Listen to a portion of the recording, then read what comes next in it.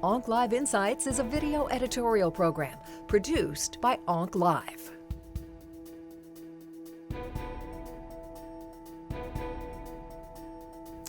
The Pi3 kinase pathway is also known as survival pathway, and that's a very important part of how cells divide and continue to stay alive. Obviously, from a cancer point of view, the Pi3 kinase pathway is very, very important in maintaining a cell alive and preventing the cell from undergoing apoptosis, which is quite what we want when we're treating cells in general with either chemotherapy, endocrine therapy, or HER2-targeted therapy. So particularly for estrogen receptor positive tumors, the Pi3 kinase pathway is a very important escape pathway for endocrine resistance.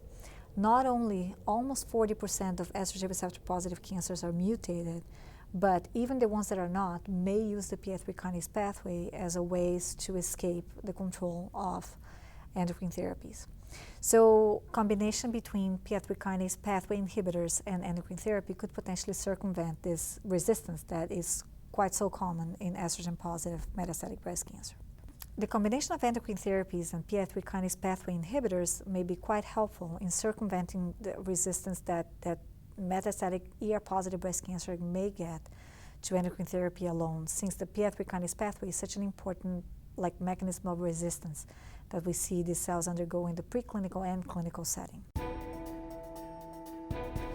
Pi3 kinase inhibitors now, there are several of them in the market.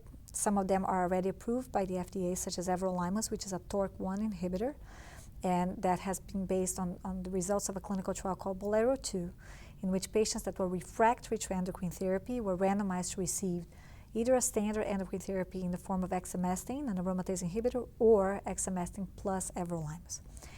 The trial showed an impressive improvement in progression-free survival. However, it has not shown overall survival advantage.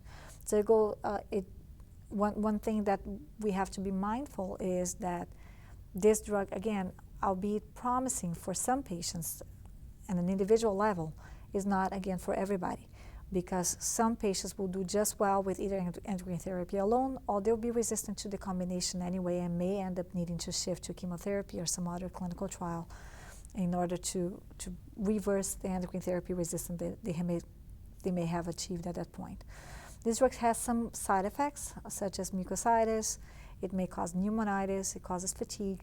So it has a place, but again, not necessarily for everybody, where some patients sometimes would prefer dealing with side effects related to chemotherapy than deal with that.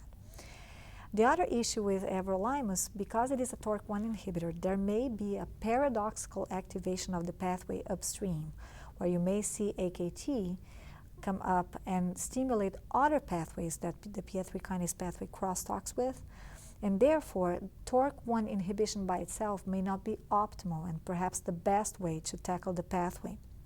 So based on that, there are other pathway inhibitors that have come to clinical trials since then.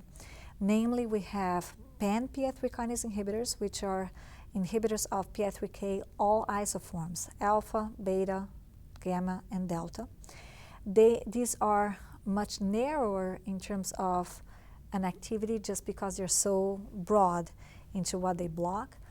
And technically, they could be helpful for cancers that don't necessarily have, let's say, a mutation on PI3CA, which is very common in ER-positive breast cancers. There are dual Pi3 kinase mTOR inhibitors, which are probably the ones that have the broadest activity just because they actually are very specific in what they block. They block PI3K, TORC1, TORC2. However, these drugs are also very toxic, so this better activity comes at a price, and so far none of them really has made it very advanced in clinical trials because of toxicities. We also now see more specific isoform-specific Pi3 kinase inhibitors, such as alpha inhibitors, like drugs like alpelisib or talicilib, which is a beta-sparing Pi3 kinase inhibitors, are actually quite advanced in clinical trials now and entering phase 3 clinical trials. These drugs have shown quite a lot of activity in patients that have a PI3CA mutation, but what they may be missing out are cancers that don't have a PI3CA mutation and may have other mechanisms of resistance, such as PTEN loss. These drugs may not be optimal against that. Other Pi3 kinase inhibitors are like isoform specific, such as the delta one, like idelalisib, are very helpful for hematological malignancies. So they really don't play a role in breast cancer because that's not an isoform that's relevant from a mechanism of resistance in breast cancer. And finally, there are also other inhibitors of the pathway that are far remotely from Pi3K, such as AKT inhibitors. What has been an issue with these drugs is even though they block the right node of the pathway, where like you'd prevent the paradoxical activation of AKT, they're also quite toxic. So they have not really quite advanced too much in terms of phase 2 and phase 3 clinical trials so far.